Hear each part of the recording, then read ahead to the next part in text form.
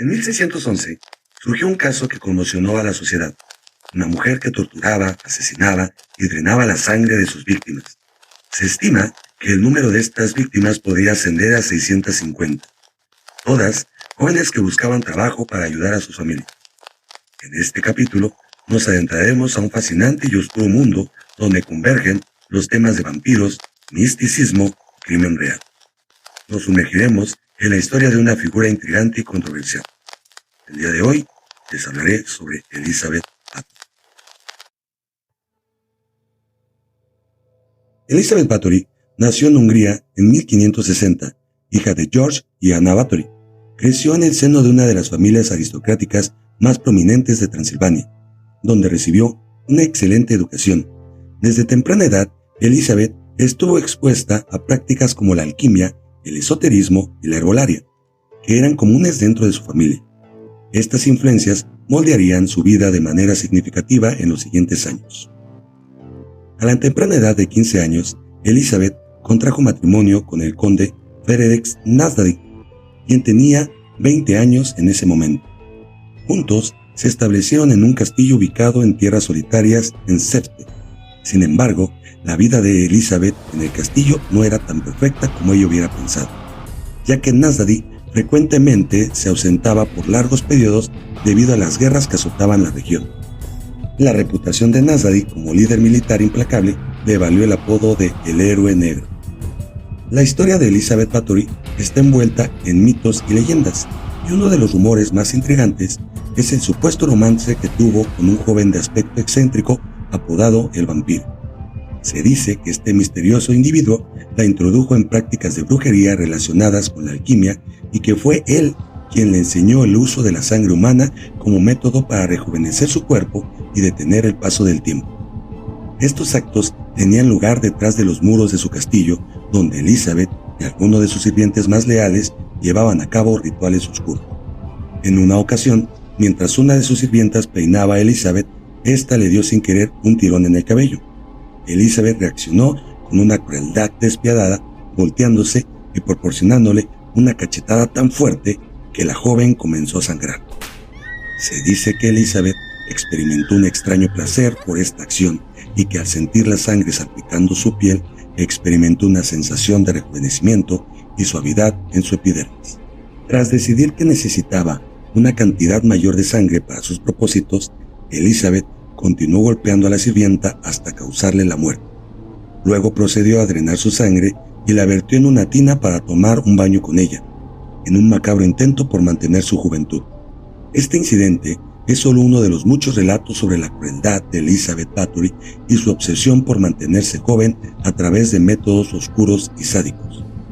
Elizabeth sabía que esa cantidad de sangre que había obtenido de la sirvienta no era suficiente para mantener la juventud por mucho tiempo.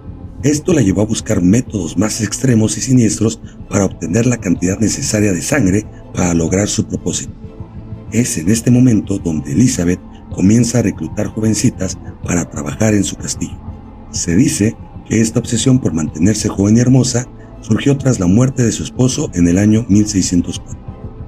La noticia del fallecimiento de Nasdadi y la soledad en la que quedó sumergida habrían provocado un cambio drástico en la actitud de Elizabeth, llevándola a adoptar métodos cada vez más crueles para mantener su juventud y belleza. Esta etapa marca el inicio de sus actos de extrema crueldad hacia las jóvenes que caían bajo su influencia. Con el tiempo, Elizabeth desarrolló métodos cada vez más atroces para torturar a las jóvenes que reclutaba en su castillo. Uno de los más infames fue el uso del instrumento conocido como la Dama de Negro, un sarcófago con clavos afilados en su interior diseñado para infligir un sufrimiento extremo a sus víctimas y llevarlas hasta la muerte. Este instrumento se convirtió en una herramienta emblemática de tortura utilizada por Bathory en sus atrocidades, simbolizando la crueldad despiadada que caracterizaba sus actos. El miedo se apoderó del pueblo de Hungría cuando comenzaron a circular rumores sobre la desaparición de numerosas jovencitas. Varios pobladores aseguraban haber visto ocasionalmente entrar el carruaje de Elizabeth acompañado de varias de ellas. Los métodos que empleaba Bathory eran atroces. Utilizaba azotes para extraer lentamente la sangre de las chicas, las mordía, las acuchillaba e incluso llegaba a cercenar a sus víctimas. En una manifestación de una fantasía retorcida, en ocasiones llegaba a cortar los senos de las víctimas para luego introducirlos en sus partes íntimas. Estas prácticas aberrantes contribuyeron a sembrar el terror entre los habitantes de la región y a cimentar la infame reputación de Elizabeth Bathory como una de las asesinas más sádicas de la historia. Como era de esperarse, con el tiempo las jóvenes disponibles para sus oscuros propósitos comenzaron a escasearse. Enloquecida y obsesionada, Elizabeth se dirigió entonces a las familias de otros marqueses y nobles, reclutándolas bajo la promesa de ofrecerles educación y aprendizaje en su castillo. Esta estrategia atrajo la atención de la realeza, y el rey Matías ordenó al palatino Turso investigar el caso. Este giro en los acontecimientos marcó el inicio de un desenlace inevitable para Elizabeth Bathory y sus atrocidades. Turso, acompañado por sus hombres, dirigió una redada hacia el castillo de Elizabeth. Al cruzar los muros del castillo, fueron testigos de una escena espeluznante. Cadáveres y cuerpos mutilados y un penetrante olor a muerte invadían el lugar. En medio de este macabro escenario, encontraron a la condesa bañándose en sangre, en lo que parecía ser un ritual aberrante para mantener su juventud. El horror y la repulsión se apoderaron de Turso y sus hombres ante la magnitud de los crímenes que presenciaron en el castillo de Elizabeth Bathory. El resultado de esta redada fue devastador. Varios de los sirvientes de Elizabeth fueron detenidos y ejecutados después de confesar los crímenes que la condesa había cometido. Fueron condenados por asesinato y brujería. Sin embargo, la sentencia para Elizabeth fue diferente. Fue condenada a pasar el resto de su vida encerrada en su propio castillo. Las autoridades ordenaron que se taparan con tablas todas las ventanas y puertas que dieran al exterior del castillo, dejando a Elizabeth completamente aislada del mundo exterior. A pesar de esto, se le proporcionaba comida para que sobreviviera en su reclusión. 4 años después, en 1614, Elizabeth Bathory falleció en su castillo, llevándose consigo los oscuros secretos y horrores que habían ocurrido dentro de sus muros. Su muerte marcó el fin de una de las figuras más infames y controvertidas de la historia.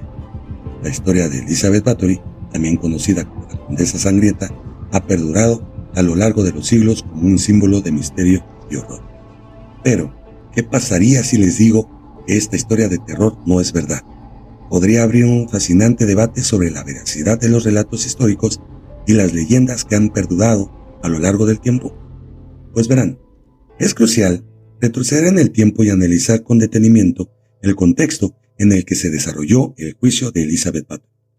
Si bien es cierto que Elizabeth no era una persona benevolente y que ejercía su autoridad sobre sus sirvientes, una práctica muy común en aquellos tiempos, es fundamental reconocer que la imagen que se construyó alrededor de ella estuvo fuertemente influenciada por la misoginia de la época.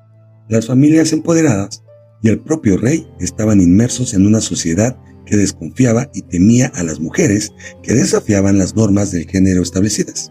La acusación y el juicio de Elizabeth Bathory estuvieron impregnados de prejuicios y estereotipos de género que contribuyeron a crear una imagen distorsionada de ella, como una mujer monstruosa y sádica. Es importante reconocer que el caso de Elizabeth Bathory fue utilizado para reforzar el control patriarcal sobre las mujeres y para perpetuar la idea de que las mujeres que desafían las expectativas de género eran peligrosas y malignas. Por lo tanto, es crucial examinar críticamente las narrativas históricas y cuestionar las interpretaciones sesgadas que han moldeado nuestra comprensión en esta figura histórica. Es importante reconocer que en la sociedad feudal de la época de Elizabeth Bathory, las mujeres aristocráticas podían heredar tierras y riquezas de sus familias, así como también adquirirlas a través del matrimonio estratégico.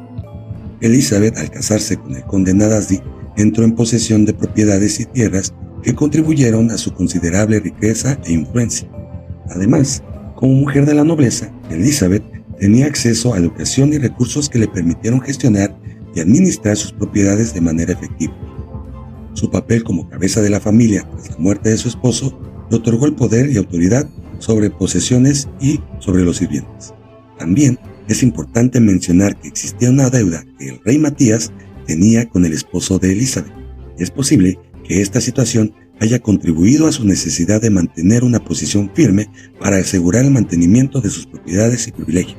También es posible que Elizabeth haya utilizado su influencia y recursos para garantizar que la deuda fuera cobrada incluso después de la muerte de su esposo. Es importante destacar el papel de Toussaint en este caso. Toussaint no solo fue el encargado de descubrir los supuestos actos horrendos que se efectuaron en el castillo de Elizabeth, sino también lideró la investigación y llevó el caso a juicio.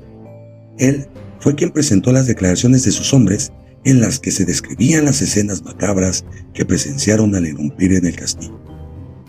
Toussaint desempeñó un papel crucial en la recopilación de pruebas y testimonios que incriminaron a Elizabeth Bathory, contribuyendo así a la decisión judicial sobre su destino. Su liderazgo en este caso lo convirtió en una figura central en el proceso legal que rodeó a Elizabeth Bathory y en la posterior construcción de su infame reputación como la Condesa Sangrienta. Además de las declaraciones de los supuestos testigos, otro elemento crucial presentado en el juicio fue un supuesto diario que detallaba las torturas y muertes de las jóvenes en el castillo. Este diario sirvió como evidencia contundente de los crímenes cometidos por la condesa. Durante el proceso judicial, se sometió a 2 brujas que se creía que eran consejeras de Elizabeth y las torturaron para obtener una declaración. Como método de tortura, les cortaron los pulgares, una práctica cruel común en los interrogatorios de la época para forzar confesiones.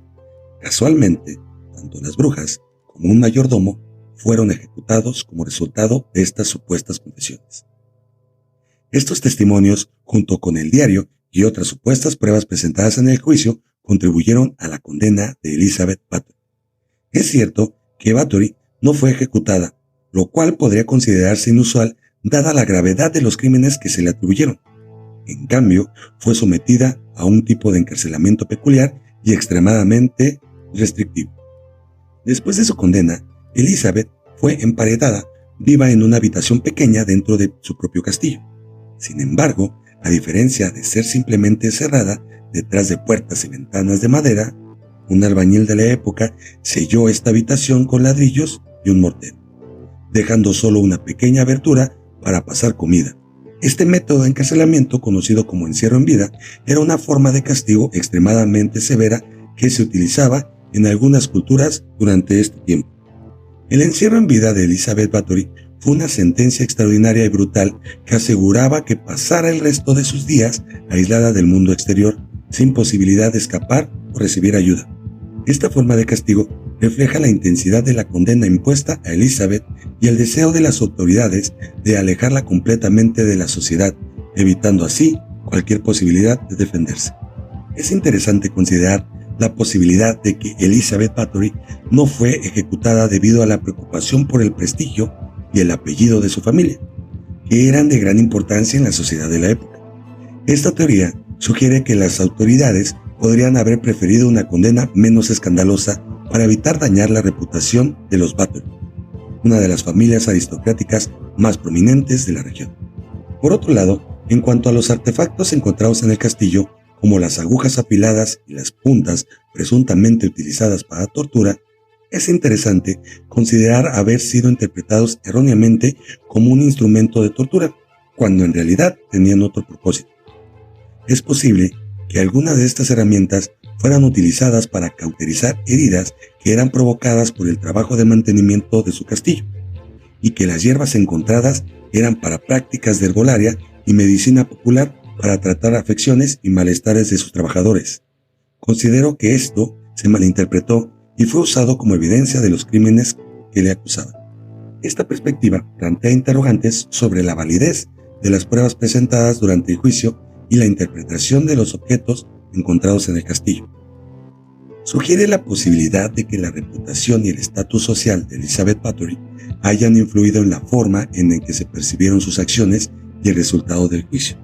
Es cierto que al analizar los detalles y las pruebas presentadas en el caso de Elizabeth Bathory, surgen discrepancias y preguntas que ponen en duda la veracidad de las acusaciones en su contra.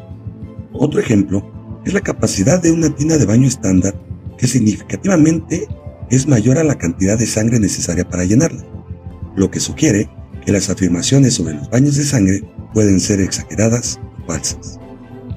Pues verán, una tina de baño estándar tiene una capacidad de entre 100 y 120 litros, pero el cuerpo humano solo tiene entre 4.5 y 6 litros.